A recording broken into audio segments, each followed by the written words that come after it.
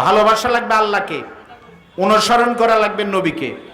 আচ্ছা ভাই, আমার কথা কিন্তু বুঝবেন, আমি ওয়াজ করব না, ওয়াজের বক্তা আমি না। এক এক ফুলের এক একটা সুবাস।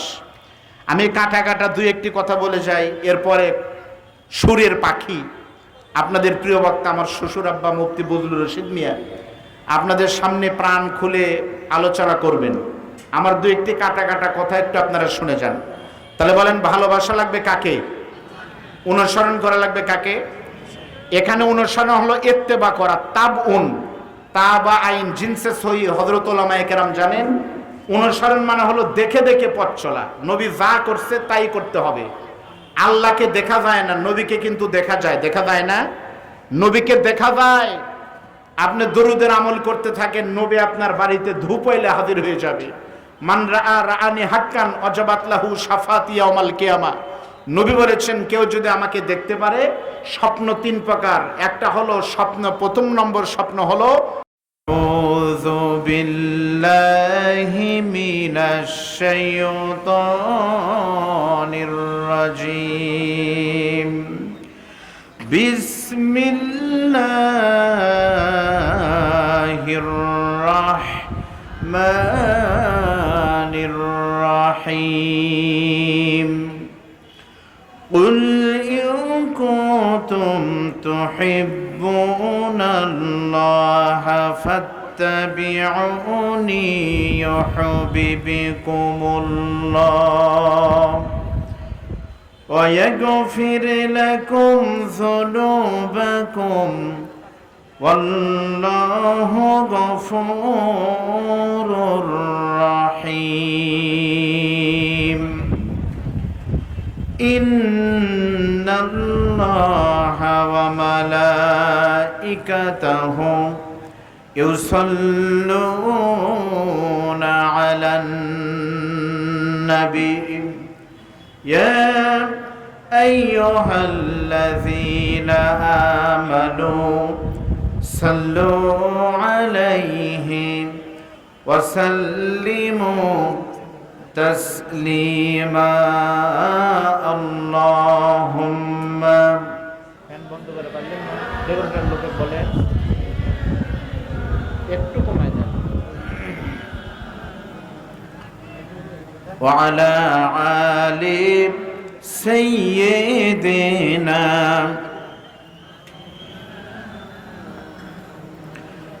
রসূল আমার ভালোবাসা, রসূল আমার আলোআশা, রসূল আমার প্রেম বিরহের মূল আলোচনা,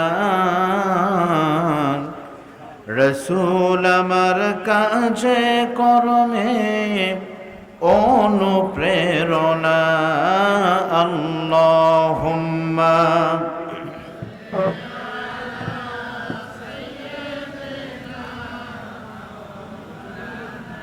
وعلى آل سيدنا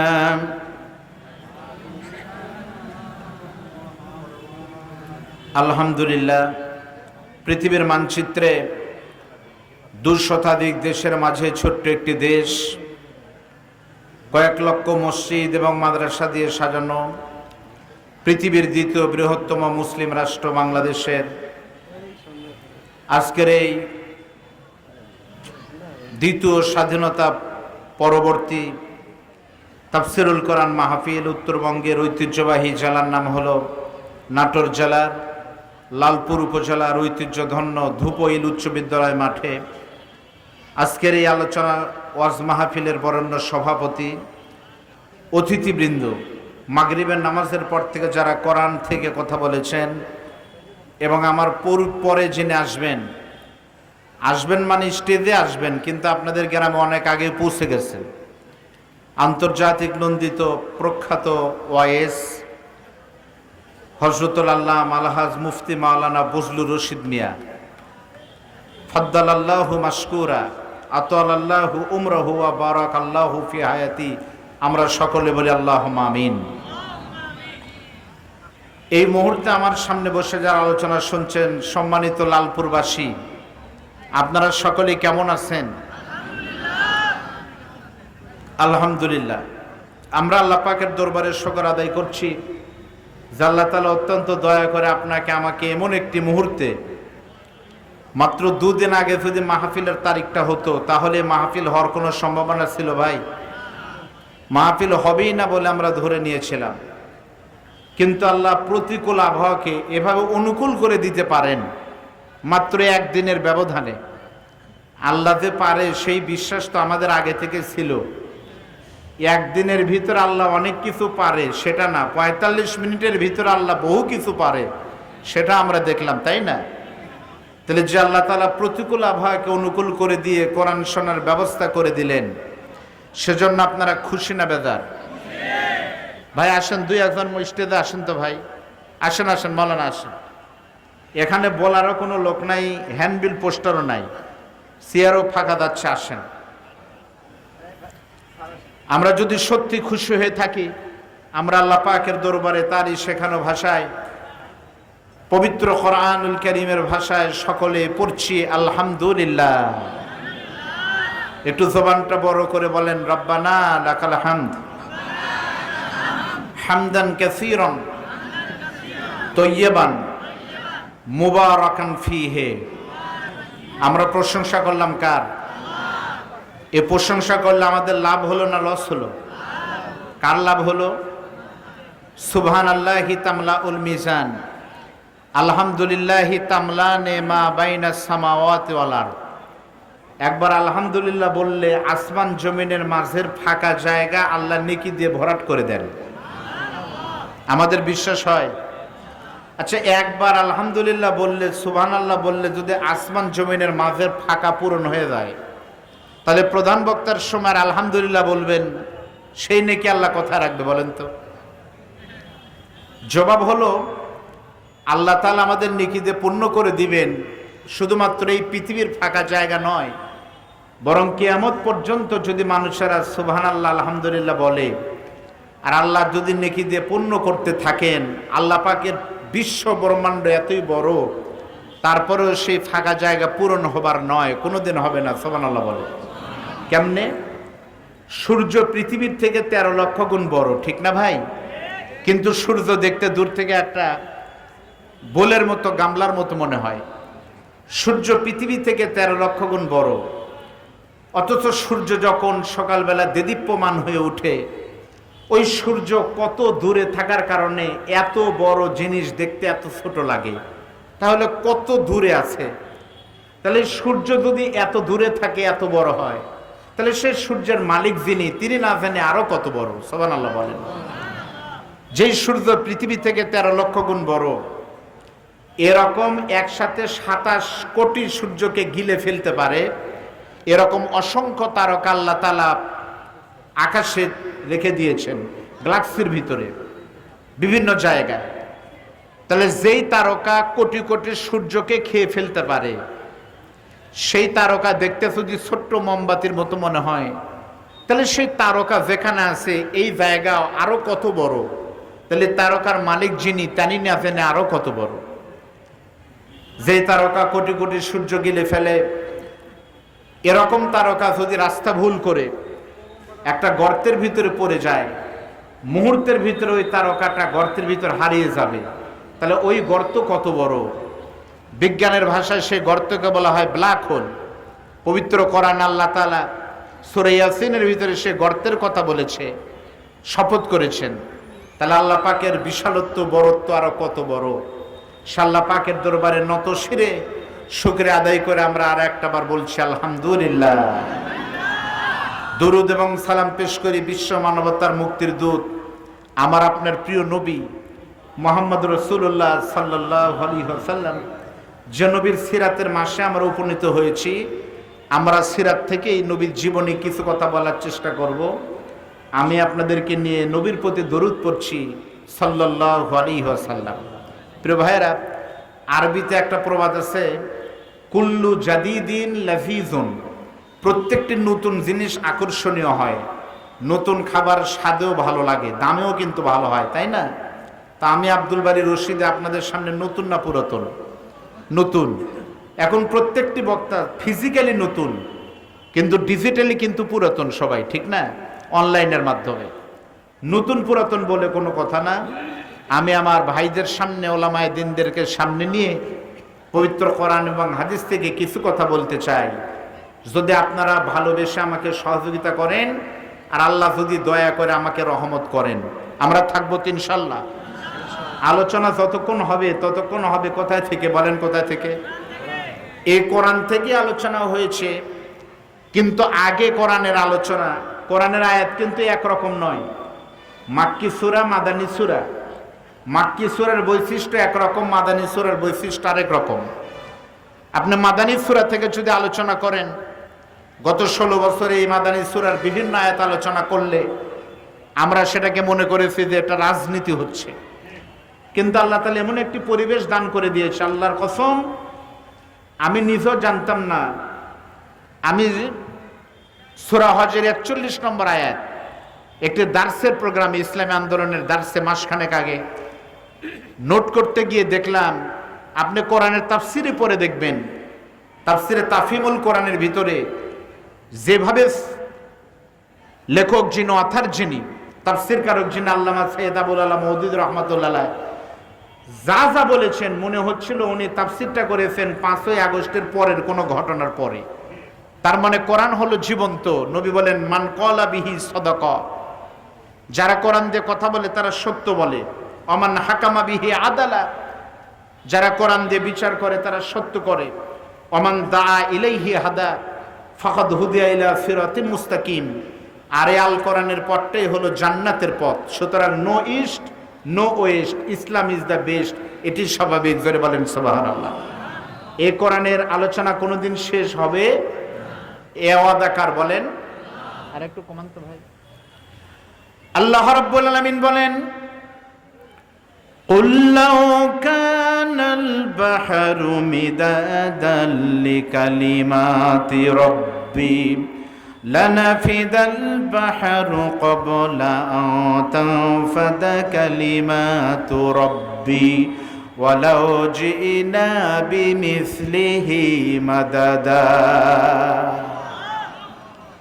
আপনারা যে আল্লাহু আকবার তাকবীরটা দিলেন, এত আস্তে দিলেন কেন বলেন তো?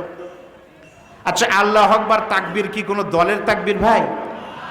আল্লাহু আকবার কি জামাত ইসলামের স্লোগান, হেফাজত ইসলামের স্লোগান? আপনারা কি বলতে পারবেন? কে পারবেন? আলেম ওলামারা অবশ্যই পারেন, আমি জানি, তারা না। আপনাদের জানার জন্য বলতেছি, আল্লাহু আকবার তাকবীর প্রথম দিয়েছিলেন কে বলেন তো? ওমর ফারুক। না হলে বলবেন জানা নাই। তাফসিরের ভিতরে এসেছে, মারিফুল কোরআন পড়ে দেখেন, হযরত ওমর ফারুক রাদিয়াল্লাহু তাআলা আনহু আল্লাহর নবীকে হত্যা করার জন্য রওনা দিয়েছেন, দেয়নি? সাথে একটি তরবারি। এখনো মসজিদে নববীর চত্বরে ছাতা আছে, সেই ছাতার চত্বরের পাশে বড় বড় বিল্ডিংয়ে মিউজিয়াম রয়েছে। সেই মিউজিয়ামের ভিতরে হযরত ওমরের ওই তরবারি যেটা নবীকে মারতে গিয়েছিল, সেই তরবারি এখনো আছে। জোরে বলেন আল্লাহু আকবার। সেই তরবারি নিয়ে হযরত ওমর নবীকে মারতে যাচ্ছেন। আল্লাহর নবী আরাম ফরমাচ্ছিলেন গোপনে। কোথায়? দারে আরকামের ভিতরে, আরকামের বাড়িতে। এটা হলো সাফা পাহাড়ের উপরে আরকাম রাদিয়াল্লাহু আনহুর বাড়িতে গোপনে আরাম ফরমাচ্ছেন। এমন সময় হযরত ওমর যখন চলে গেলেন, আল্লাহর নবীকে পাহারা দিচ্ছিলেন নবীর চাচা আমির হামজা। আমির হামজা বুঝতে পেরেছে হযরত ওমর আসতেছে। আগের মতোই করে। হযরতে আমির হামজা দেখলেন ওমর আসতেছে, আল্লাহর নবীকে গিয়ে বললেন, মুহাম্মদ, ওমর আসতেছে তোমার মাথা কাটার জন্য। আল্লাহর নবী তখন বললেন, চাচা ওমরকে বাধা দেন না, ওমরকে আসতে দেন। হযরত ওমর যখন আসলেন, আল্লাহর নবী হযরত ওমরের চোখের দিকে তাকালেন, মারতে এসেছে, কিন্তু নবীর চোখের দিকে তাকিয়ে হযরত ওমর আর কিছুই বলতে পারে না। আল্লাহর নবী তখন বসা নবী আস্তে করে বা শোয়া নবী উঠে গিয়ে হযরত ওমরের তরবারিতে হাত দিয়ে বলতেছে, ওমর, আল্লাহ কি তোমাকে হেদায়েত দিবে না? আমার দোয়াকে আল্লাহ কবুল করবে না? সঙ্গে সঙ্গে হযরত ওমর নবীর চোখের সাথে চোখ পড়ার পরে থর থর করে কাঁপতেছে আর বলি, ইয়া রাসূলুল্লাহ, সত্যি এসেছিলাম আপনাকে মারার জন্য, কিন্তু আপনার চেহারা, আপনার দোয়া, আপনার ভিতরে সম্মোহনী শক্তি আমাকে পাগল করেছে। আমি সত্য সত্যি আপনাকে হত্যা করতে এসেছিলাম, কিন্তু আজ থেকে আর হত্যাকারী না, আমি ওমর ছিলাম সন্ত্রাস, এখন থেকে আমি ওমর হব ইসলামের জিম্মাদার। ধরে বলেন সুবহানাল্লাহ। হযরত ওমর তখন বললেন, ইয়া রাসূলুল্লাহ, আল্লাহু আকবার, তাকবীর দিব। নবী বললেন, নাই, তাকবীর দিলে সমস্যা আছে। 5 বছর ধরে তাকবীর দিতে পারেনি আল্লাহর নবী। প্রথম 5 বছর, আপনারা জানেন না, মক্কা নবুয়ত পাওয়ার পরে 5 বছর কথা বলতে পারেননি, বললেই গ্রেফতার। হযরত ওমর বলতেছে, হুজুর সবাই আমার পিছনে আসুক, আমি তাকবীর দেব। হযরত ওমর সেই দিন যখন ইসলাম গ্রহণ করলেন, আল্লাহর নবী খুশি হয়ে তাকবীর দিয়েছিলেন, আল্লাহু আকবার। সঙ্গে সঙ্গে সেই দিন প্রত্যেকটি সাহাবী তাকবীর দিয়েছিলেন, আল্লাহু আকবার। সুতরাং এই তাকবীর শুরু হয়েছে বিশ্ব নবীর মুখ থেকে কিয়ামত পর্যন্ত। নবীর আন্দোলনের ওয়ারিস যারা, তারাই হবে এই তাকবীরের উত্তরসূরি। জোরে বলেন সুবহানাল্লাহ। হযরত ওমর তাকবীর দিয়েছিলেন জোরে।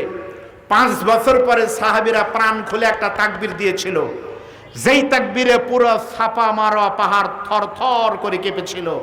আবু জেহেল বুঝতে পেরেছিল মুহাম্মদ বের হয়েছে, ওমর মুহাম্মাদের দখলে চলে গেছে। 5 বছর পরে তাকবীর, বিরাট আওয়াজ হয়েছিল। তাহলে 5 বছর পরের তাকবীরে যদি ছাপা পাহাড় থরথর করে কাঁপে, 16 বছর পরের জোরে তাকবীরে পুরো ক্যান্টনমেন্ট কাঁপায় দেওয়া লাগবে। পারবেন আপনারা? তার একটু হাত তোলেন তো, কারা কারা জোরে তাকবীর দেবেন?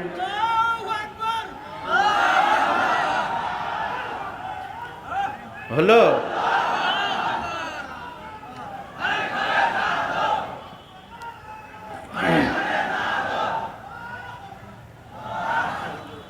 এটাই দিলেন আপনারা।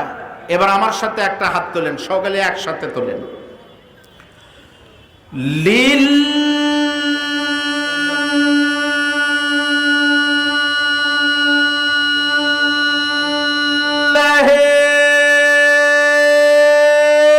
তাকবীর, নারায়ে তাকবীর। দুনিয়ার মুসলিম, তোমার নেতা আমার নেতা, শাহজালালের বাংলায়। কি তাকবীর ভুলে গেলেন? বিদ্যুৎ না থাকলেই তো ভালো, আল্লাহ ছাদের ব্যবস্থা করে দিয়েছেন। বলেন, নাস্তিকদের ঠাঁই নাই শাহজালালের বাংলায়। লিল্লাহি তাকবীর। আলহামদুলিল্লাহ বলেন। আমি আপনাদের সামনে মাত্র কয়েক মিনিট কথা বলবো, একেবারে সময় কম। আমার সঙ্গে জবান খুলে, প্রাণ খুলে, মহব্বতে একটু আপনারা পড়বেন। বলেন আমার সাথে, আউযু বিল্লাহি মিনাশ শাইতানির রাজীম, বিসমিল্লাহির রাহমানির قل إن كنتم تحبون الله فاتبعوني يحببكم الله ويغفر لكم ذنوبكم والله غفور رحيم। আমি আপনাদের সামনে ভাঙা কণ্ঠে পবিত্র কোরআনুল কারীমের সূরা আলে ইমরানের 31 নম্বর আয়াত তেলাওয়াত করেছি। এই আয়াত পারেন না এমন কোনো মানুষ বোধহয় এখানে নাই। আল্লাহ বলতেছেন, নবী আপনি বলুন, যারা আমাকে ভালোবাসতে চায় তারা যেন আপনাকে অনুসরণ করে। যারা আপনাকে অনুসরণ করবে, আমি আল্লাহ তাআলা তাদের অতীতের ভবিষ্যতের গুনাহ মাফ করে দিয়ে তাদেরকে জান্নাতি করে দিব। সুবহানাল্লাহ বলেন। আলেমরা জানেন এই আয়াতের ভিতরে নাহু সরফ যদি আমরা দেখি, তাহলে ইয়াগফির মুজারের সিগা, অর্থ দেয় প্রেজেন্ট, ফিউচার, বর্তমান এবং ভবিষ্যৎ। তার মানে কেউ যদি আল্লাহকে ভালোবাসা শুরু করে দেয়, আল্লাহ তাআলা তার প্রতি রহমত করবেন, এই ওয়াদা আল্লাহর। সুবহানাল্লাহ বলেন। জানবুন 1 বছর, জুনুব বহু বছর। তার মানে আমরা অনেকে মনে করি আল্লাহকে ভালোবাসতে হলে নবীকে ভালোবাসতে আল্লাহ মাফ করে দিবে, কথা কিন্তু তা ঠিক না। তাফসীরের ভিতরে আছে, কেউ যদি আল্লাহকে ভালোবাসা শুরু করে, আগে শুরু করা লাগবে আল্লাহর না বান্দার? আল্লাহর না, কিন্তু ভালোবাসা আল্লাহকে শুরু করা লাগবে আপনার। নবীর অনুসরণ আপনাকে শুরু করা লাগবে। যদি আপনি শুরু করেন, আল্লাহ আপনাকে 2 বছর পর হোক, 5 বছর পর হোক, 10 বছর পর হোক, 20 বছর পর হোক, 15 বছর পর হোক, আল্লাহ আপনাকে সাহায্য করবেন, মাফ করে দিবেন, এই ওয়াদা আল্লাহর আমরা শুনেছিলাম। আর সাম্প্রতিক বাংলাদেশের ঘটনায় আমরা দেখেছি আল্লাহ আমাদের ডাক শুনে। জোরে বলেন কথা ঠিক না ব্যাঠিক? তাহলে বলেন ভালোবাসা লাগবে কাকে? জোরে বলেন আল্লাহকে। আর অনুসরণ করা লাগবে কাকে? জোরে বলেন ভাই।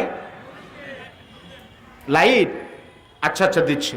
ভালোবাসা লাগবে আল্লাহকে, অনুসরণ করা লাগবে নবীকে। আচ্ছা ভাই আমার কথা কিন্তু বুঝবেন, আমি ওয়াজ করব না, ওয়াজের বক্তা আমি না, এক এক ফুলের এক একটা সুবাস। আমি কাটা কাটা 2-1টি কথা বলে যাই, এরপরে সুরের পাখি আপনাদের প্রিয় বক্তা আমার শ্বশুর আব্বা মুফতি বজলুর রশিদ মিয়া আপনাদের সামনে প্রাণ খুলে আলোচনা করবেন। আমার 2-1টি কাটা কাটা কথা একটু আপনারা শুনে যান। তাহলে বলেন ভালোবাসা লাগবে কাকে? অনুসরণ করা লাগবে কাকে? এখানে অনুসরণ হলো ইত্তেবা করা, তাবউন, তাবা আইন জিনসে সহি। হযরত উলামায়ে কেরাম জানেন অনুসরণ মানে হলো দেখে দেখে পথ চলা। নবী যা করছে তাই করতে হবে। আল্লাহকে দেখা যায় না, নবীকে কিন্তু দেখা যায়। দেখা যায় না? নবীকে দেখা যায়। আপনি দরুদের আমল করতে থাকেন, নবী আপনার বাড়িতে ধূপ হইলে হাজির হয়ে যাবে। মান রাআ রাআনি হাক্কান ওয়াজাবাত লাহু শাফাতি ইয়াউমাল কিয়ামা। নবী বলেছেন কেউ যদি আমাকে দেখতে পারে, স্বপ্ন 3 প্রকার। একটা হলো স্বপ্ন, 1 নম্বর স্বপ্ন হলো রহমানি, 2 নম্বর হলো শয়তানি, আর 3 নম্বর এমনি আপনি দেখবেন। নবীর সুরত শয়তান নিতে পারে না, নবীকে দেখলেই আল্লাহ তাকে জান্নাতি করে দিবে। সুবহানাল্লাহ বলেন। আর নবী দেখতে কেমন এটা যদি আপনারা দেখতে চান, আমি একটা কিতাবের নাম বলি, শামাইলে তিরমিজি। আপনারা 2 খণ্ড পড়ে দেখেন, আপনি নবীকে দেখতে পারবেন নবীর মাথা আর পা পর্যন্ত কেমন ছিল। আমি একটি বাব পড়ে চোখের পানি ফেলতে বাধ্য হয়েছি। বাবে মা জাআ ফি খলকি রাসূলুল্লাহ সাল্লাল্লাহু আলাইহি ওয়াসাল্লাম, নবী দেখতে কেমন ছিল। এই হাদিসগুলো পড়লে আপনার সামনে মনে হবে আল্লাহ রাসূল দাঁড়িয়ে আছে। সুবহানাল্লাহ বলেন। আল্লাহর নবীর হাদিসগুলো পড়লে দেখা যায় আল্লাহর নবীর দাড়ি বড় ছিল, মুজ বড় ছিল না। আমার বাংলাদেশে মোসারু সন্ত্রাস শয়তান যারা ছিল, তারা মুখে বলেছে নবীকে ভালোবাসি, তাদের চেহারা দেখলেই ফেরাউনের মতো মনে হয়েছে। জোরে বলেন কথা ঠিক না নাকি? এরপরে বাংলাদেশের বিভিন্ন জায়গায় মাজার ভাঙ্গা হচ্ছে।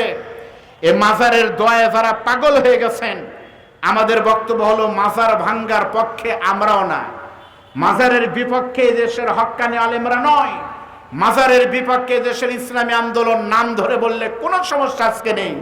বাংলাদেশ জামাত ইসলামী কোনোদিন, হেফাজত ইসলাম কোনোদিন এদেশের আলেমরা মাজারের বিরুদ্ধে বক্তব্য দেন নাই।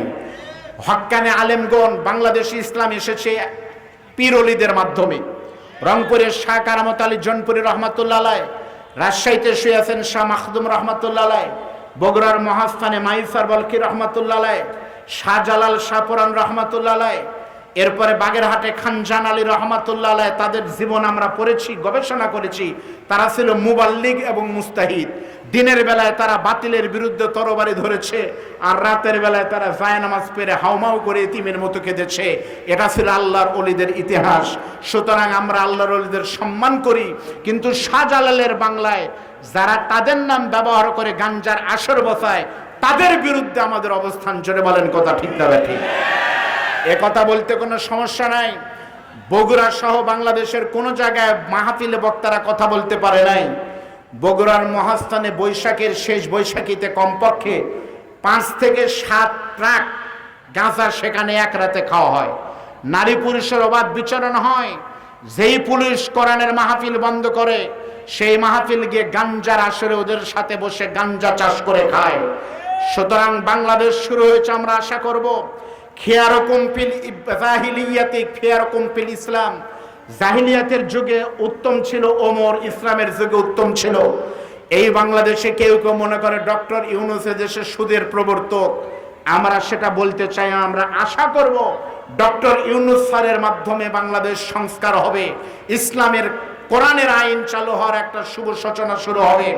এদেশের প্রশাসনকে আবার সংস্কার করে তৈরি হতে হবে। আর কোনদিন পুলিশের গায়ের পোশাক পরে এসে বক্তাকে মঞ্চ থেকে নামানোর সাহস আর পাবে না। আর কোনদিন এই দৃশ্য হবে না, আলেমের গায়ে মামা রেখে বাংলাদেশের কোনো পুলিশ চলতে পারবে না। সুতরাং আমাদের দায়িত্বহীন কণ্ঠে ঘোষণা হলো, এই বাংলাদেশ কালামানিক শয়তানের নয়, শাহরিয়ার কবিরের বাংলাদেশ নয়, দাদাদের বাংলাদেশ নয়। যতদিন পর্যন্ত বাংলাদেশের পূর্ব দিগন্তে সূর্যটা পশ্চিম দিগন্তে ডুববে, ততদিন পর্যন্ত বাংলাদেশের নেতৃত্বে আলেমরাই দিবে। নতুন কোন জালেমের তৈরি হলে পারে সেই জালেমকে বাংলাদেশের মানুষ আর গ্রহণ করবেন ইনশাআল্লাহ। করে বলেন কথা ঠিক করে। আল্লাহ বলেছে ভালোবাসো আমাকে আর অনুসরণ করতে হবে আল্লাহর নবীকে। জোরে বলেন ঠিক। আল্লাহর নবীর জীবনী বলতে গিয়ে ভাই বলেন তো, আমাদের নবীর জীবনের দুটা দিক, একটা হলো মিলাদুন নবী আর একটা সিরাতুন নবী। আপনারা ধুপইলা লালপুরের মানুষ মিলাদ না সিরাত কোনটার পক্ষে আছেন? মিলাদের সাথে আপনারা নাই নাই মাইকাল বলতেছে নাই। মিলাদকে অস্বীকার করা মানে আপনারা এক বিপদের ভিতর আছেন। মিলাদ মানে কি? মাউলুনতুন থেকে মিলাদ, তার মানে হলো জন্ম। আমার যদি মিলাদেরই ঠিক না থাকে তাহলে আমার জন্মেরই ঠিক নাই। তাহলে মিলাদ অবশ্যই আছে। মিলাদ মানে হলো জন্ম, সেটা আমারও হতে পারে, নেতারও হতে পারে, ভাইজানেরও হতে পারে, নবীরও হতে পারে। আল্লাহর নবীর মিলাদ যখন হয় তখন হয় মিলাদুন নবী, নবীর জন্ম বৃত্তান্ত আলোচনা। আর সিরাতুন নবী, নবীর জীবনের পথ আলোচনা করা। জোরে বলেন সুবহানাল্লাহ। আচ্ছা, আমরা মিলাদ এখন আলোচনা করব। মিলাদ কি? আচ্ছা বলেন তো, আল্লাহর নবী দুনিয়াতে আসলেন, জন্মগ্রহণ করেছেন মা আমিনার পেট থেকে, কথা সত্য না মিথ্যা? আচ্ছা, যখন জন্ম নিলেন বিশ্বনবী রহমত যখন ঝরে পড়লো মা আমিনার ঘরে, একটা সন্তান দুনিয়াতে আসতে, প্রসব ডেলিভারি হতে কয় মিনিট লাগে ভাই? সন্তান জন্ম হতে কয় মিনিট লাগে? 3 দিন লাগে? 2 ঘন্টা? ধরলাম 1 ঘন্টা। তাহলে মিলাদ মানে হলো জন্ম। আল্লাহর নবীর জন্ম হয়েছে মা আমিনার ঘরে, সর্বোচ্চ কয়েক মিনিট অথবা ধরলাম 1 ঘন্টা।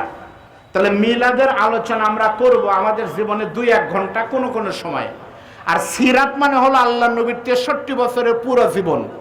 তাহলে আপনি মিলাদের পিছনে ঘুরতেছেন 10 মিনিট আর 1 ঘন্টার ব্যাপার, অথচ নবীর সিরাতের পিছনে ঘুরতেছেন না, এটা ঠিক না। আমরা নবীর মিলাদকেও বিশ্বাস করি, সিরাতকেও মেনে চলবো। জোরে বলেন কথা ঠিক না ঠিক? চলেন আমরা নবীর মিলাদ জন্মের কিছু কথা ইনশাআল্লাহ বলতে চাই, আল্লাহ যেন কবুল করেন, বলেন আমিন। আমার বন্ধুগণ, এই পৃথিবীতে আল্লাহ 1,24,000 নবী দিলেন। কোন নবীকে আল্লাহ তাআলা পাঠালেন শুধুমাত্র মক্কার জন্য, কোন মানুষকে নবীকে আল্লাহ দিলেন শুধুমাত্র একটা ভাষার জন্য। কিন্তু আল্লাহ তাআলা আপনার নবীকে, আমার নবীকে শুধুমাত্র মক্কা বা মদিনায় নয়, আল্লাহ তাআলা আমার নবীকে সারা পৃথিবীর জন্য রহমত করেছিলেন। বলেন সুবহানাল্লাহ। সারা পৃথিবীর রহমত আমার নবী। আল্লাহ রাব্বুল আলামিন বলেন, লাকাদ কানা লাকুম ফি রাসূলিল্লাহি উসওয়াতুন হাসানা। আল্লাহ পাক বলেন, নবী আপনার চরিত্রকে এই পৃথিবীর মানুষের জন্য আমি সর্বপ্রথম এবং উত্তম মডেল করে দিলাম। আপনার চরিত্রের মতো সুন্দর চরিত্র পৃথিবীর আর কারো হবে না। বলেন সুবহানাল্লাহ। নবী যখন জন্ম নিলেন কি হয়েছিল আমি সংক্ষেপ করে বলতেছি, একটু তাকান। আমার বন্ধুগণ, আমরা জানি আল্লাহর নবীর পিতার নাম হলো আব্দুল্লাহ, আমার নবীর মায়ের নাম হলো আমিনা, নবীর দুধমার নাম ছিল সেই সাদিয়া গোত্রের মহিষী রমণীর নাম হলো হালিমাতুস সাদিয়া। মক্কার মদিনায় যারা গেছেন, তায়েফে কিন্তু তারা গেছেন। মা হালিমাতুস সাদিয়ার বাড়ি কিন্তু ছিল তায়েফে। আপনাদের দয়া আল্লাহ রহমত, আল্লাহ আমাকে 2 বার মক্কায় কবুল করেছে। আমি 2 বার তায়েফে গিয়ে দেখেছি, একই দেশ কিন্তু পার্থক্য আছে। সেই তায়েফ এমন একটা জায়গা, মক্কায় আপনি যাবেন, মক্কায় কোনো মানুষ কিন্তু এয়ার কন্ডিশন ছাড়া কোনো বাড়ি নাই। কোনো ভিক্ষুকও যদি ভিক্ষা করার জন্য গাড়ি বের করে, তার গাড়িতেও কিন্তু এসি আছে, এত গরম। কিন্তু তায়েফ এমন একটা জায়গা, যেই তায়েফে গেলে পারে তায়েফের কোনো গাড়িতে এয়ার কন্ডিশন দরকার নাই। একই দেশ মক্কার হওয়ার কারণে আমার আল্লাহ তাআলা তায়েফের আবহাওয়াকে এমনিতেই সুন্দর করে দিয়েছে। বলেন সুবহানাল্লাহ। তায়েফ মাটি থেকে, সমতল ভূমি থেকে কয়েক হাজার ফিট উপরে। আপনারা হাজির সাহেবরা গেছেন, তায়েফে যেতে যেতে এক পর্যায়ে কিন্তু ড্রাইভারেরা গাড়িতে এসি বন্ধ করে দেয়। আমি বললাম, ভাই এসি বন্ধ করেন কেন? হুজুর দেখেন কি বাতাস। যেমন আমি কয়েক মাস আগে দার্জিলিং গিয়েছিলাম, আমার মাহফিল ছিল। দার্জিলিংয়ে যখন আমি গেলাম তখন বলতেছে হুজুর এখন আমাদের দেশে গরমের দিন, দার্জিলিং নাকি তখন গরম, একটা ফ্যান আমার চোখে পড়েনি, কোনো ফ্যান নাই দার্জিলিংয়ে, এয়ার কন্ডিশন নাই, গরমের দিন, তারপরে রাতের বেলায় কম্বল গায়ে দিতে হয়। ওই রকম তাইপ কিন্তু ঠান্ডা, তাইপের প্রকৃতি অনেক সুন্দর, মানুষের ব্যবহার ভালো, ভাষা সুন্দর। তার মানে মক্কার তাইপের ভিতরে আকাশ আর জমিন পার্থক্য, সুবহানাল্লাহ বলেন। সেই জন্য মক্কার কোন মানুষের সন্তান জন্ম নিলে তাইফের নারীদেরকে তারা বাগি দিত, বর্গা দিত। কোন নারী যদি, তাইফের কোন নারী যদি মক্কার কোন সন্তানকে 2-2.5 বছর দুধ খাওয়াতো, তাহলে ওই সন্তানের চেহারা ভালো হতো, ভাষা সুন্দর হতো, ব্যবহার সুন্দর হতো। সেজন্য আল্লাহর নবী বিশ্বনবী যখন দুনিয়াতে আসেন, তাইফের সাদিয়া গোত্র থেকে অনেক নারীরা এসেছে মক্কায় প্রতিদিনের মতো সন্তান নেওয়ার জন্য। সকলেই বড় বড় উটে চড়ে, ঘোড়ায় চড়ে চড়ে সন্তান নিয়ে যাবে। আল্লাহর নবী বিশ্বনবী রহমাতুল লিল আলামিনের বাড়ি দেখেছেন, বাইতুল্লাহর পাশে একটা ঝুপড়ি ঘরের সামনে দাঁড়ায়া আল্লাহর নবীর দাদা আব্দুল মুত্তালিব তখন সমস্ত নারীদেরকে ডাক দিয়ে বলতেছে, তোমরা কারা? বলতেছে আমরা তাইফ থেকে এসেছি সন্তান নিতে। আব্দুল মুত্তালিব বলতেছে, ঘরের ভিতরে একটা সন্তান আছে, তোমাদের দয়া হলে তোমরা নিয়ে যেতে পারো। প্রত্যেকটা নারীরা তখন তাকায় দেখে ভাঙা ঘর, তখন চিন্তা করে ভাঙা ঘরের সন্তানকে যদি আমরা দুধ খাওয়াই তাহলে আমাদেরকে বেশি টাকা দিবে না, নিয়ে লাভ নাই। টাকার জন্য কেউ আল্লাহর নবীকে দেখেও নি, না দেখে দেখে চলে গেছে। সবশেষে এসেছে হযরতে হালিমাতুস সাদিয়া।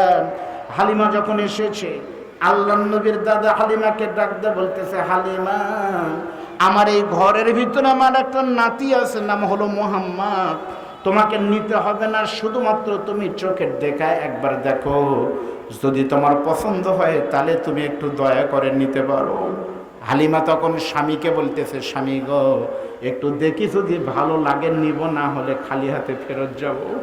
হালিমা তো সাদিয়া বলে, রে নবীর পাগল উম্মতেরা শুনে নাও, আমার স্বামীর সঙ্গে পরামর্শ করে আমি হালিমা তো সাদিয়া যখন ভাঙা ঘরের ভিতর ঢুকেছি, ওই আল্লাহর কসম করে বলতেছি, তোমাদের শিশু নবীকে নিয়ে মা আমিনা যখন কোলে তুলে আদর করতেছিল, আমি হালিমা ঢোকার সঙ্গে সঙ্গে আমার কাছে মনে হয়েছিল সন্তান নয়, আকাশের পূর্ণিমার চাঁদ যেন হাসতেছে।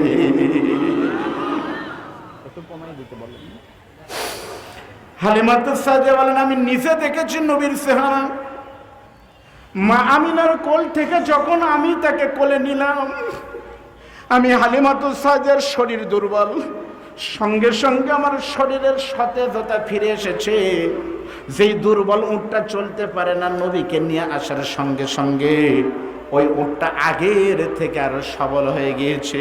বন্ধু আমার খেয়াল করেন, মা হালিমা বলতেছে, আমি আমার আল্লাহর নবী বিশ্ব নবীকে বাড়িতে নিয়ে গিয়া যখন কাঁদতেছে খাবার জন্য, ডান পাশের দুধ যখন বের করে দিয়েছি, তোমাদের শিশু নবী তখন দুধ ডান পাশের দুধ খাচ্ছিল, কিন্তু কিছুক্ষণ পর যখন বাম পাশের দুধ দিয়েছি, তোমাদের শিশু নবী তখন বাম পাশের দুধ খায় না। আল্লাহ আকবার করেন। ডান পাশের দুধ দেই খায়, বাম পাশের দুধ দেই খায় না, একবার খায় না। ঘটনা কি? আম্মুনা কলাম হয়তো আমার স্তনে কিছু ভরে আছে, সুন্দর পরিষ্কার করে আবার দিলাম, ডান পাশে খায় বাম পাশে খায় না, ডান পাশে খায় বাম পাশে খায় না, কান্নাকাটি করে।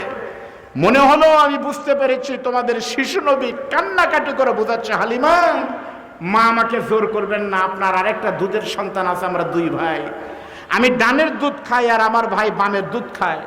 আমি ডান খেতে খেতে যদি বামও খাই, ডানও খাই বামও খাই, দুটাই খাই, তাহলে আমি আমার দুধের ভাইয়ের হক নষ্ট করেছি, নষ্ট করলাম।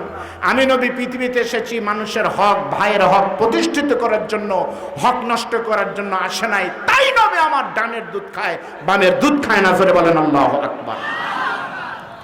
আমার এই সমাজের বহু আশেক রাসূল আছে, ডানের দুধ আর বামের দুধ না, শুধুমাত্র এই দুধ বলতে মানুষের হক বুঝায়। এমন বহু টুপিওয়ালা দোকানদার আছে যারা পারলে পারে দুধের ভিতর পানি দিতে দিতে পানির ভিতরে ভেজাল দিবে দুধ বাদ দিয়ে। জোরে বলেন কথা ঠিক না বেঠিক? এমন বহু নবীর উত্তরসূরিরা আছে যারা অন্যায় করতে করতে কত জায়গায় অন্যায় করবে, হক মারা তো দূরের কথা, নিজের স্বার্থ সিদ্ধি করার জন্য নিজের ভাইকে অপর মুসলমানকে গুলি করে হত্যা করেছে। হাজার হাজার নমুনা বাংলাদেশে আছে, জোরে বলেন কথা ঠিক না বেঠিক? আজকের এই মাহফিল থেকে একটা হাদিস বলে আমরা একটা ভুল হাদিস বলে এই দিক তাকান। ভাইরা আমার, আপনারা যারা দাঁড়ায় আছেন ভাই, দয়া করে একটু বসেন ভাই, বসেন ভাই, বসেন। আপনাদের একটা টেন্ডেন্সি হলো প্রধান বক্তার সময় আসবো, প্রধান বক্তা এখনো উঠেনি, প্রধান দ্বিতীয় কেন বলবেন? বসেন, বসে দাঁড়ান। আমরা একটা মানুষ মনে করি, দেখেন, আল মুসলিমু মান সালিম আল মুসলিমুনা মিন লিসানিহি ওয়া ইয়াদিহি। হাদিসের অর্থ কি? আমার বড় ভাইরা আছে, ইসলামী আন্দোলনের কর্মীরা, আমার বড় ভাইরা আছে, আমি জানি এলাকা অনেক আলেমদের, আমার মিজানুর রহমান নাটোরী সহ অনেক আলেমদের বসবাস। হাদিস হলো আল মুসলিমু মান সালিম আল মুসলিমুনা, যার মুখ এবং ইয়াদিহি হাত, দুটা হাত থেকে অন্য মুসলমান নিরাপদ নয়, সে মুসলমান হতে পারে না। আমরা মনে করি যার হাত থেকে অন্য মানুষ নিরাপদ না, মিথ্যা কথা, হাদিস তা নাই। আল মুসলিমু মান সালিম আল মুসলিমুনা, মুনা জুমার সিগা বহু বছর, তাই না ভাই? তার মানে আমার হাত থেকে যদি অন্য মুসলমানেরা নিরাপদ না হয়, সে মুসলমান হতে পারে না। গত 16 বছর পুলিশের যেই ওসির হাত থেকে এলাকার মুসলমানেরা নিরাপদ হননি, আপনি ওসি মুসলমানের বাচ্চা হতে পারেন। হাদিস অনুযায়ী আপনি বেঈমান হয়ে গেছেন, আপনি আবার মুসলমান হয়ে যান। এলাকার কোন নেতা যদি সেরকম হয়েই থাকে, নিরাপদ নয়, আপনি বেঈমান হয়ে গেছেন, হাদিস মতে আপনি আবার মুসলমান হয়ে যান। আপনি মুসলমান হয়ে আবার ফিরে আসেন, ইসলামী আন্দোলনের আমিরের ঘোষণা আপনাকে আবার মাফ করে দেওয়া হবে। তবে ওমর হয়ে বের হয়েছিলেন, এবার ইসলাম গ্রহণ করে খলিফা হয়ে ঢুকে যান, আপনাদের জন্য দরজা আবার উন্মুক্ত আছে, ধরে বলেন কথা ঠিকটা বেঠিক? কিন্তু আমরা খেয়াল করতেছি বড় নেতাদের খবর নাই, পাতি নেতাদের সিঙ্গারার দোকানে এখনো গরম কিন্তু থামে নাই। বড় নেতারা অবশ্যই এদিক সেদিক বলতেছে। 2 দিন আগে মুফতি আমিন হামজার মাহফিল ছিল বগুড়াতে, আজিজুল হক কলেজে। আল্লামা সাইদি সাহেব হুজুরের মানে সিরাতের মাহফিলের পরে প্রথম আমরা একটা আয়োজন করেছিলাম বগুড়া থেকে। সেখানে আমির হামজা বলল, এক লোক রাস্তা দিয়ে যাচ্ছে আর বেটাকে বলতেছে, ভাই কেমন আছেন? ছেলে তখন বলতেছে, আমি আপনার ছেলে। কই তো ভাই চিনেই, বলতেছে আপনি কেমন আছেন ভাই?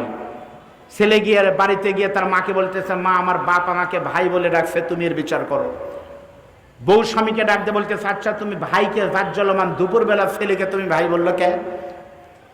স্বামী তখন বউকে বলতেছে, ওই তো মা, গরু হারালে ওই রকম হয় মা, গরু হারাইছে এজন্য দুপুরবেলা ভাইকে ছেলেকে বলছে ভাই, সন্ধ্যা বউকে বলছে মা। তাহলে 60,000 টাকার একটা গরু হারানোর কারণে যদি লোকটা যদি ভাইকে বাপ কি বলে, ছেলেকে ভাই, বউকে মা বলতে পারে, 16 বছরের এত বড় একটা রাজত্ব হারায় ভুল বকাই স্বাভাবিক। এজন্য বলতেছে আমি পদত্যাগ করিনি। আবার কোন সময় বলতেছে আমি চট করে ঢুকে পড়বো। এই ভুল না হয় উনি বকতেই পারে, কোনো সমস্যা নাই, কিন্তু আমাদের মাফ করে দেওয়া হবে। আল্লাহকে সাক্ষী রেখে বলতেছি আজকের এই কথাটা, গত 16 বছর আমরা ওই আল্লাহকে সাক্ষী রেখে বলতেছি, আমরাও বিভিন্ন সময় চেষ্টা করেছি, আমাদের এতটুকু গিয়েছি বিভিন্ন জায়গায়, তাদের সাথে কথা বলেছি, তাদের সামিল হয়েছে বিভিন্নভাবে। এর মাধ্যমে ইসলামী আন্দোলনের নেপথ্যে বড় কোনো ঘটনা ছিল। গত 16 বছর অনেক জায়গায় জাহাঙ্গীরনগর বিশ্ববিদ্যালয় ইসলামী আন্দোলনের উপর ঘাঁটি, অথচ সেই জাহাঙ্গীরনগর বিশ্ববিদ্যালয়ে নামাজ পড়লে পারে শিবির মনে করে পিটানো হয়। অথচ আপনারা জানেন না, যারা পিটে, যারা অনেক কিছু করে, দিনের বেলায় তারা সন্ত্রাস, রাতের বেলায় তারাই তাহাজ্জুদ পড়ে। গত 16 বছর কে কিভাবে গোপন ইসলামের কাজ করেছে ওই আল্লাহ ছাড়া কেউ জানে না। আজকের গোপনে করার কোনো সমস্যা নাই, আজকে প্রকাশ্য হবে। আপনাদের জন্য এই দরজা উন্মুক্ত থাকতে হবে, সব মাফ হবে। শর্ত হলো ইসলামের জন্য আপনাকে নিবেদিত হতে হবে। জোরে বলেন কথা ঠিক না বেঠিক? মনে রাখবেন, খেয়াল করেন, আল্লাহর নবী বিশ্ব নবী যখন মায়ের দুধ খেলেন, আমার নবী যখন আস্তে আস্তে বড় হচ্ছেন, আল্লাহর নবীর বয়স যখন 10 বছর, তখন মক্কার বড় নেতা ছিল, নাম হলো আবু জেহেল। জোরে বলেন নাম কি? আবু জেহেল একদিন বক্তব্য দিতে গিয়ে মক্কার লক্ষ লক্ষ মানুষের সামনে বলতেছে, মক্কার জনগণ, আমি তোমাদের নেতা আবু জেহেল, তোমাদের আবুল হাকাম বলতেছি, আমার এলাকার একটা ছেলে আছে, আমার ভাতিজা, নাম হলো মুহাম্মদ। জন্মের আগেই তার পিতা মারা গেছে, 6 বছর বয়সে মা মারা গেছে। আমার সেই সন্তান ভাতিজার নাম হলো মুহাম্মদ। তোমরা বিশ্বাস করো না করো, আমার এতিম ভাতিজা মুহাম্মদ জীবনে কোনোদিনও মিথ্যা কথা বলে নাই। সুবহানাল্লাহ বলেন। আচ্ছা, জীবনে মিথ্যা কথা বলেন নাই এমন কে আছেন? এ ফেলে ভাই, এই কি চুপ। জীবনে না, গত 1 মাস মিথ্যা কথা বলেন না, আপনি কে আছেন? এই যে আমার বাপজানেরা আছে, আছে অনেকে থাকতে পারে। তাহলে জীবনে মিথ্যা কথা বলে নাই। সঙ্গে সঙ্গে জনগণ বলতেছে জীবনে, কয় হ্যাঁ 10 বছর বয়স এখন পর্যন্ত মিথ্যা কথা বলে নাই। জনগণ তখন বলতেছে কে গো? আমার নবীকে যখন এসেছে, আপনাদের আমি অনুরোধ করি, আপনাদের একটা কিতাবের নাম বলেছি, আমি একটা হাদিস বলতেছি, শুধু আমার বলার ভাষা নাই, কারণ আমার সময় কম, কখন আমার শ্বশুর হাজির হয়ে যায় তার ঠিক নাই। এজন্য শামাইলে তিরমিজিতে বাবে মা জাফির খলকে রাসূলুল্লাহ সাল্লাল্লাহু আলাইহি ওয়াসাল্লাম, আবু জেহেল যখন আমার নবী শিশু নবীকে মঞ্চে হাজির করেছে, মক্কার লক্ষ লক্ষ জনগণ তখন আবু জেহেল থেকে বাদ দিয়ে পূর্ণিমার চাঁদ আমার নবীর দিকে তাকায় আছে, ধরে বলেন আল্লাহু আকবার। আপনারা বলবেন হুজুর পূর্ণিমার চাঁদ তাই বলে? আমার নবীকে যদি পূর্ণিমার চাঁদ বলি তাহলে মিথ্যা কথা হবে। কেন? কারণ আকাশের পূর্ণিমা চাঁদের চাইতে আমার নবী সুন্দর ছিল। আপনাদেরকে বিশ্বাস হয়? কেমনে হবে? আমার মুখের কথা বললে বলবেন হুজুররা মিছেই বলে। এ বাবে মা জাফি খলকে রাসূলুল্লাহ সাল্লাল্লাহু আলাইহি ওয়াসাল্লামের হাদিস, আন জাবির বিন সামুরা রাদিয়াল্লাহু তাআলা আনহু قال قال رسول الله رأيت رسول الله صلى الله عليه وسلم في ليلة الإدهيان وعليه حلة حمراء فجعلت انظر إليه وإلى القمر فلهو عندي أحسن من القمر। হযরত জাবের বলেন, আমি নিজে দেখেছি একদিন পূর্ণিমার চাঁদ, যেদিন মদিনায় সুন্দর পূর্ণিমার চাঁদ উঠেছে, এ রাতের বেলায় আমি আবু মানে জাবের বিন সামুরা বের হয়েছে ঘোরার জন্য। এমন সময় দেখলাম আব্দুল্লাহর এতিম ছিল আমাদের বিশ্ব নবী, ঘর থেকে একটা সুন্দর জামা গায়ে দিয়ে নবী আমার বের হয়েছে, মদিনার রাস্তায় ঘুরতেছে। উপরে পূর্ণিমার চাঁদ আর নিচে রহমাতুল লিল আলামিন ঘুরতেছে। আমি সামুরা জাবের বারবার তাকিয়ে দেখেছি, একবার চাঁদের দিকে তাকিয়েছি, একবার নবীর দিকে তাকিয়েছি, একবার নবীর দিকে তাকালাম, একবার চাঁদের দিকে তাকালাম। তাকাতে তাকাতে আমার কাছে মনে হয়েছে, হাদিস বলতেছি, ফালাহুয়া ইনদি আহসানু মিনাল কমার, আমার কাছে মনে হয়েছে আকাশের পূর্ণিমার চাঁদের চাইতেও আমার নবী সুন্দর। সমস্ত লোক নবীকে দেখতেছে। আবু জেহেল বলতেছে খালি চেহারা সুন্দর না, গত 10 বছর মিথ্যা কথা বলেনি, খারাপ কথা বলেনি, কিছুই বলেনি। এই সমস্ত গুণাবলী থাকার কারণে আমি আবুল হাকাম তোমাদের নেতা মোহাম্মদের নাম দিলাম। আজ থেকে আমার মোহাম্মদ ভাতিজার নাম আর মোহাম্মদ নয়, এখন থেকে শুরু করে রাষ্ট্রীয় উপাধি মোহাম্মদের নাম হলো আল আমিন। জোরে বলেন সুবহানাল্লাহ। আল্লাহর নবী 10 বছর বয়সে উপাধি পেল আল আমিন। আপনাদের বলতে হবে লালপুরের ভাইরা, আল আমিন শব্দের অর্থ কি? এ মুরাব্বি, এ মুরাব্বি, মুরাব্বি, মুরাব্বি, এ মুরাব্বি।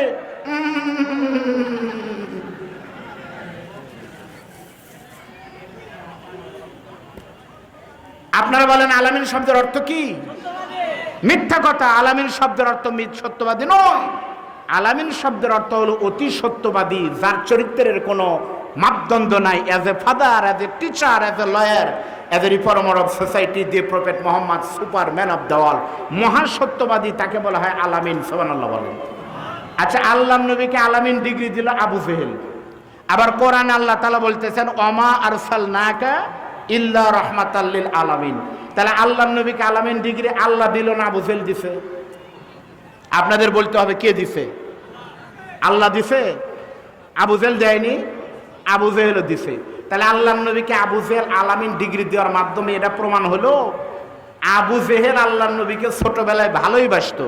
ঠিক না ঠিক বলেন? আমার নবীর বয়স যখন 10 বছর, তখন কিন্তু আবু জেহেল আল্লাহর নবীকে বলেছিল তুমি আলামিন।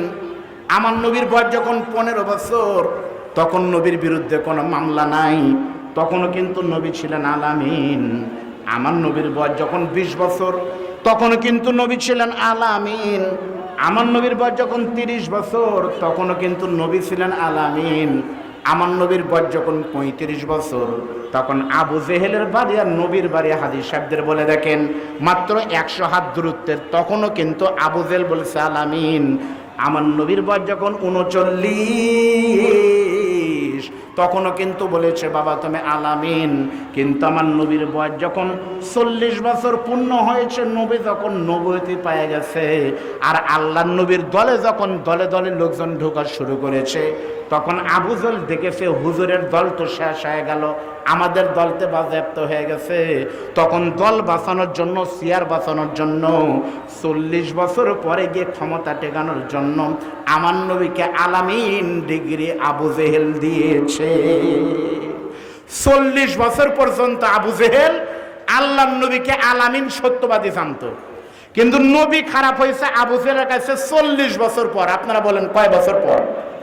নবীর জন্ম 570-এ, আর নবীতে পাইছে 610-এ। তাহলে 570 থেকে 610 কয় বছর হলো? জোরে বলেন। আল্লাহর নবী আবু জেহেলের কাছে খারাপ হয়েছে কোরআন বলার কারণে 40 বছর পরে। এই বাংলাদেশও সেই আল্লাহর নবী বিশ্ব নবী রাহমাতাল লিল আলামিনের মুজাসসাম নমুনা আলেমরা, নবীর ওয়ারিস আলেমদের যোগ্য প্রতিনিধি।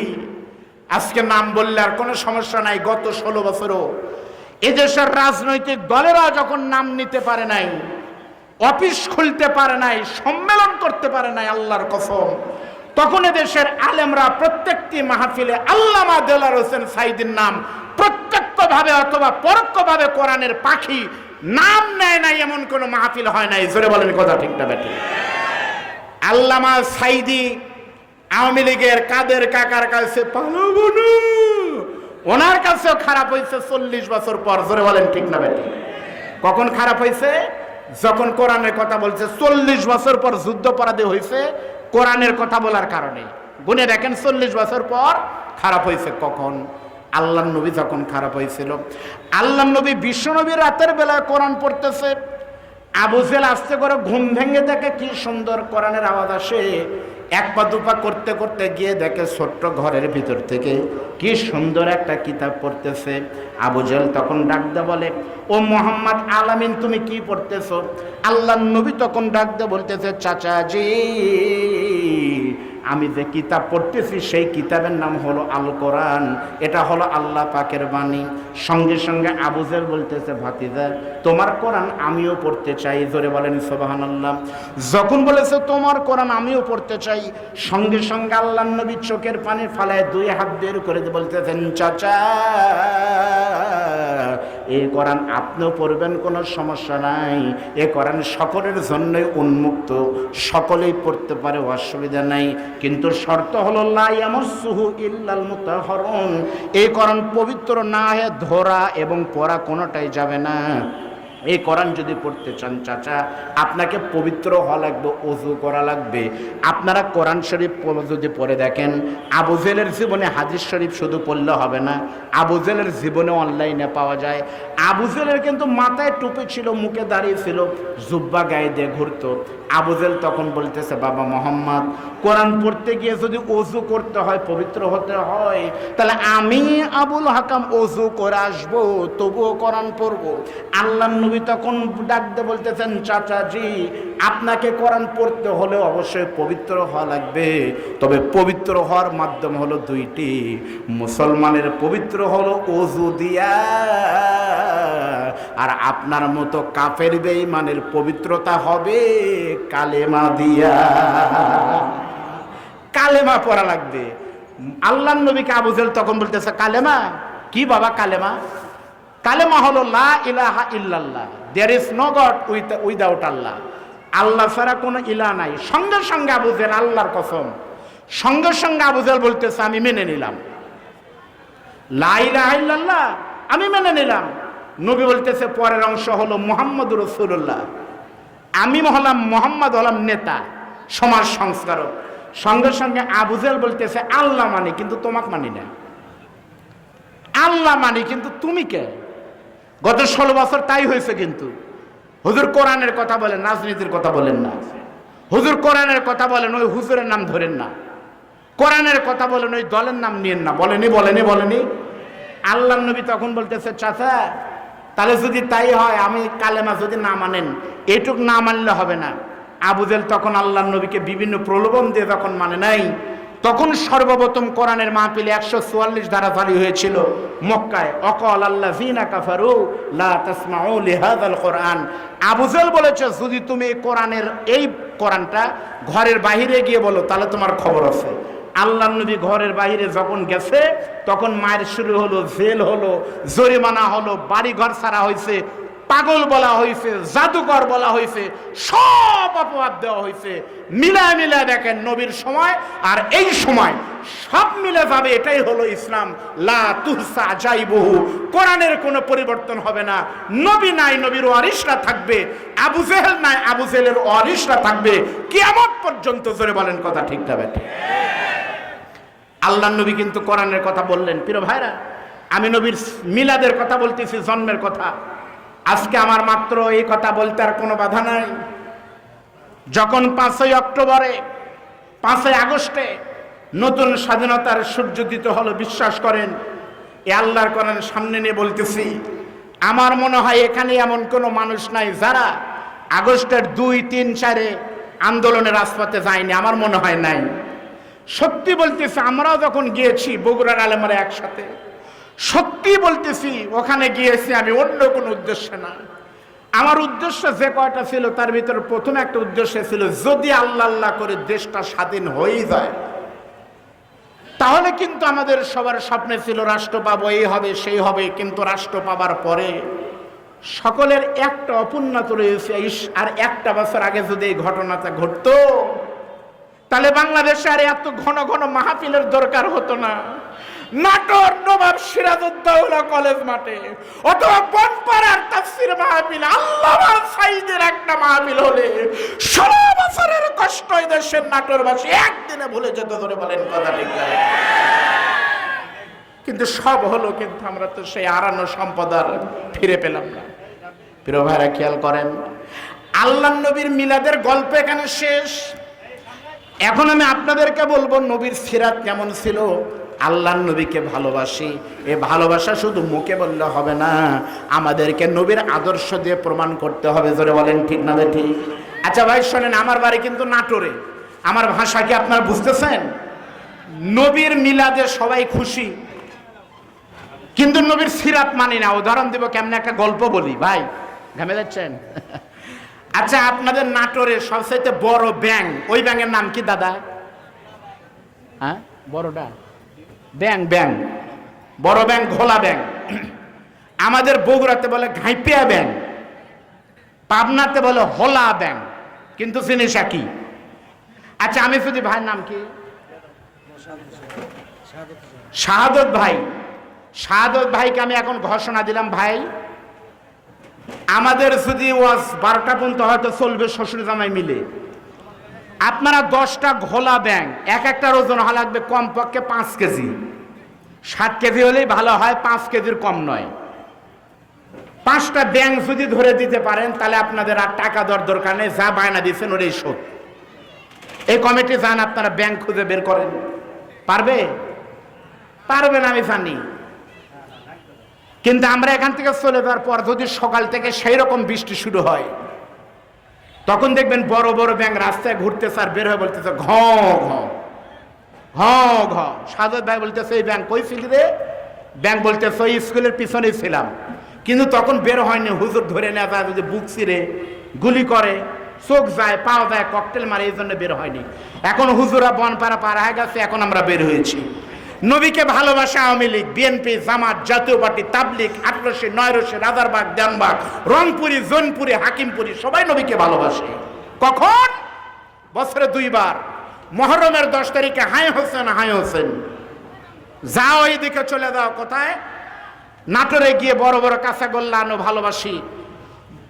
10ই মুহররমে নবীর জিকির করে, হুসাইনের জন্য দোয়া করে, গর্তের ভিতরে ঢুকে আর বের হলো না। আবার বের হয়েছে রবিউল আউয়াল মাসের 12 তারিখে, 2 দিন আগে আবার বের হয়, ইয়া নবী সালাম আলাইকা ভালোবাসি। মাঝখানে 1 আগস্ট, 2 আগস্ট, 3 আগস্ট আন্দোলন গেল। মীর সাব্বিরের মতো পানি লাগবে মুগ্ধর মতো ওরা বের হয়নি, আর সাইদের মতো বুক পেতে দেয়নি। ওরা তখন গর্তে ছিল, কারণ জানে এখন বের হলে জীবন দেওয়া লাগতে পারে। এরা নবীকে ভালোবাসে, ভালোবাসা সত্যকার ভালোবাসা নয়। ভালো তারাই বাসে, মুখে হয়তো তোমাদের মতো দাড়ি হয়তো বড় বড় নাই, এদেশের বিশ্ববিদ্যালয় ইসলামী আন্দোলনের কর্মীদের গায়ে হয়তো জুব্বা নাই, কিন্তু হয়তো তোমাদের মতো খানকা নাই। তারাই নবীকে প্রকৃত ভালোবাসা, নবীকে অনুসরণ করে।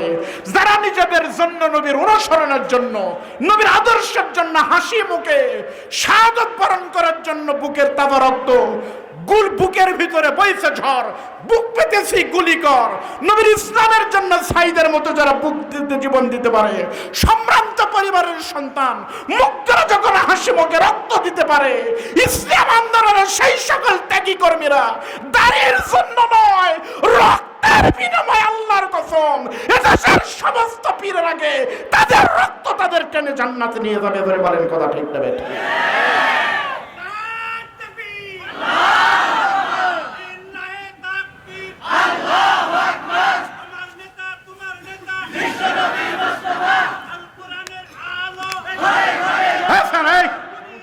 দাঁড়াও, দাঁড়ান দাঁড়ান,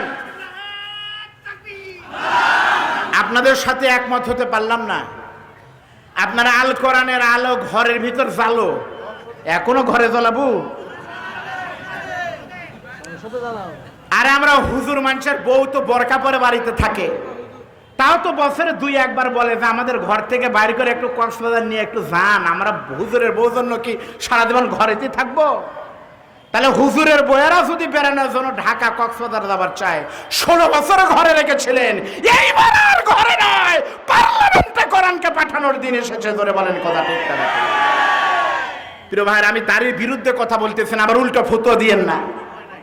আমি বলতেছি আল্লাহর কোরআনকে সাক্ষী রেখে, নবীর হাদিস মান তামাসসাকা বি সুন্নতি ইনদা ফাসাদি উম্মতি ফালাহু আজরু মিয়াতে শাহীদ।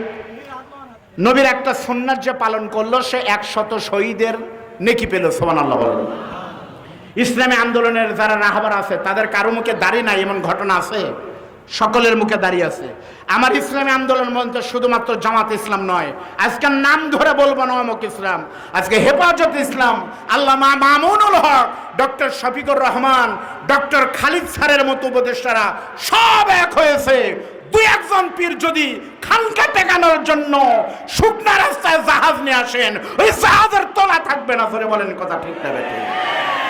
আজ আমরা এক হতে চাই। আমি দাড়ির বিরুদ্ধে না, কিন্তু খালি দাড়ি দিয়েই সব হবে এটাও ঠিক না।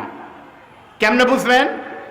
আচ্ছা, কিয়ামতের দিন আল্লাহ যদি বলে জিবরাইল খালি দাড়ি মাইপে জান্নাত দিব, তাহলে বাংলাদেশের সমস্ত পীরের আগে, হুজুরের আগে জান্নাতে যাবে 2 জন, একজন রবীন্দ্রনাথ ঠাকুর আর একজন লালন শাহ। দুইটারই দাড়ি, বড় ইমান নাই, তাহলে দাড়ি দিয়ে কি করবেন আপনি? সুতরাং দাড়ির সঙ্গে সঙ্গে ইমান থাকতে হবে। জোরে বলেন কথা ঠিক না বেঠিক? আলহামদুলিল্লাহ, আমরা দেখতে পাচ্ছি একেবারে ডিউ টাইম, জাস্ট 10 AM আমরা দেখতেছি আজকের মাহফিল অনারেবল চিফ গেস্ট মুফতি মাওলানা বদরুল রশিদ মিয়া আমাদের মাঝে আসতেছে। আমরা সকলের পক্ষ থেকে তাকে আন্তরিক মোবারকবাদ জানাতে চাই। আমরা একটু তাকবীর ধ্বনি দিয়ে তাকে ইস্তেকবাল জানাতে চাই। আপনার মন খারাপ করবে?